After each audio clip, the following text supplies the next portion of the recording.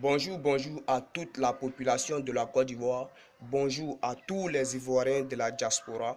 Bonjour à tous les grands frères de la galaxie patriotique. Bonjour à tous les grands frères de la Jossi Gang.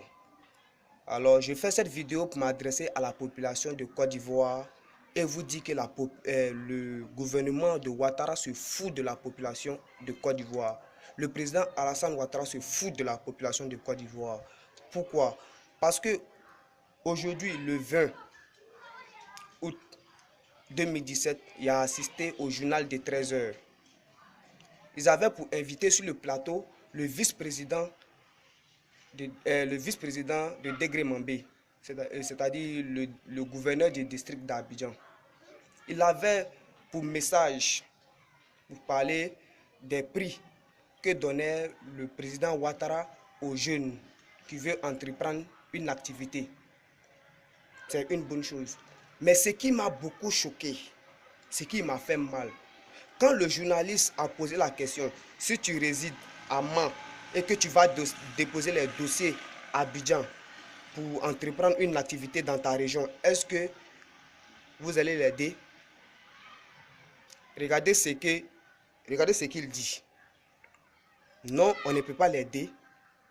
On peut l'aider en condition s'il réside à Abidjan et que l'entreprise qu'il va entreprendre soit à Abidjan. Qu'il n'a qu'à entreprendre cette activité-là à Abidjan. Mais monsieur, lorsque vous avez répondu là, vous n'avez pas eu peur. Ou bien dans le gouvernement de Ouattara là, vous ne réfléchissez pas. Hein? Donc toutes les villes qui sont en Côte d'Ivoire ici là, donc on ne peut pas créer des emplois là-bas. Vous ne pouvez pas aider un jeune de Bouna à mettre en place son entreprise dans la ville, dans sa ville même. Vous ne pouvez pas l'aider. Je n'ai pas dit le fait d'aider la population, c'est mauvais. Ce n'est pas mauvais. Mais le fait de dire que, non, que vous ne pouvez pas aider la personne, vous ne pouvez pas l'aider à commencer son entreprise dans une autre ville, il faut forcément que ça soit à Abidjan. Non, moi je ne suis pas d'accord avec ça. Si vous ne pouvez pas aider un jeune à installer son entreprise dans sa propre région, là, si vous ne pouvez pas faire ça, là, laissez. Parce que toute la population de la Côte d'Ivoire en a besoin. On a besoin de travail. Si nous tous on doit s'élever pour aller entreprendre notre activité à Abidjan et notre région, on fait comment? Hein? Vous, monsieur le président, vous avez eu le courage même de dire ça. Et puis, chère population, si Alassane Ouattara était vraiment la solution, on n'allait pas souffrir. Comme il ne connaît pas l'importance du mot solution, moi je vais lui donner une solution. Monsieur le Président, j'aimerais que les 40 millions que vous donnez à chaque personne à entreprendre une activité là, je souhaiterais que vous preniez ces 40 millions là.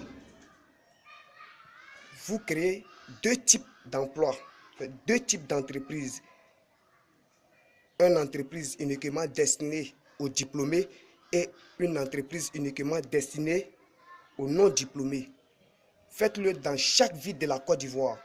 Vous allez voir, monsieur le président, il y aura moins de chômeurs et moins de voleurs. Mais regardez dans la situation qu'on est aujourd'hui. Vous ne faites que penser à vous-même. Vous ne voulez même pas que la population de Côte d'Ivoire réussisse.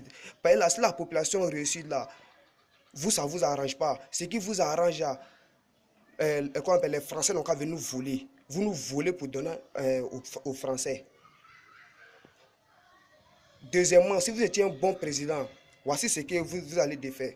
Créer un réseau de communication pour la Côte d'Ivoire. Je prends un exemple.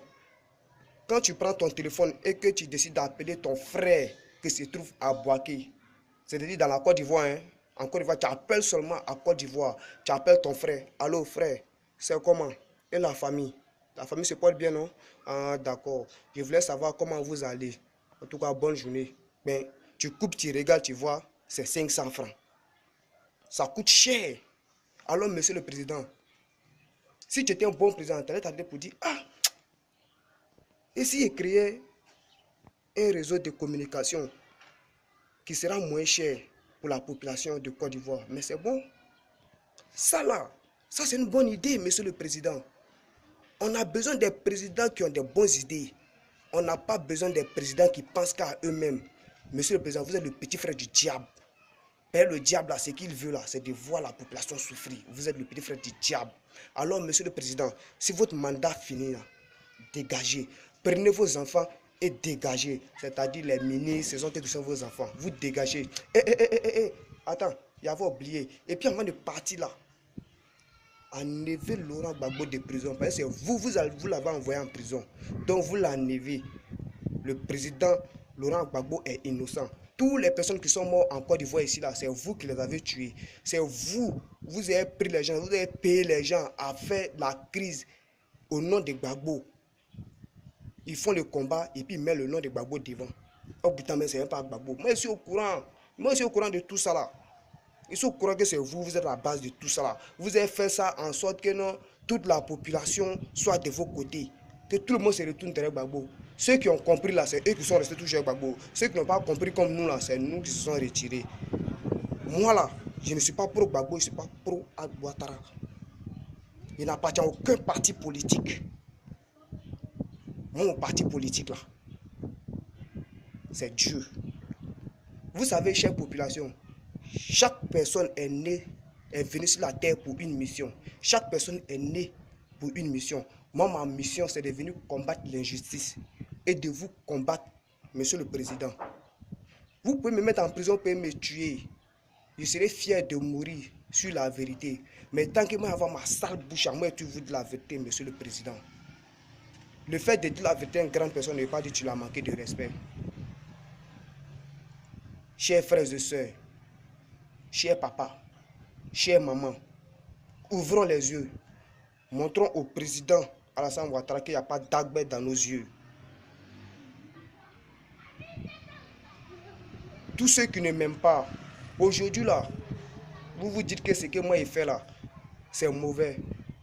Mais demain là, vous allez comprendre ce qu'il dit là, c'est vrai. Moi je m'inquiète pour l'avenir. Je m'inquiète pour nos enfants du futur. Les entreprises qui vont créer là, ce n'est pas nous on va travailler là, ce sont nos enfants qui vont travailler là-bas. Ouvrez les yeux, réfléchissez. Vous êtes couché à Abidjan là-bas, vous ne travaillez pas, vous êtes là, ouais, on vous paie à la fin du mois des millions, vous ne pensez même pas aux autres. Si vous ne pensez pas aux autres, moi je pense à nos enfants du futur. Je pense aussi à vos enfants. Tu vas pas être ministre, que ton fils va devenir ministre, ce n'est pas forcé. Voilà, ouvrez les yeux. Chère population, c'était ce message que je voulais vous apporter. Bonne journée et à bon attendeur. Salut. Ciao, ciao.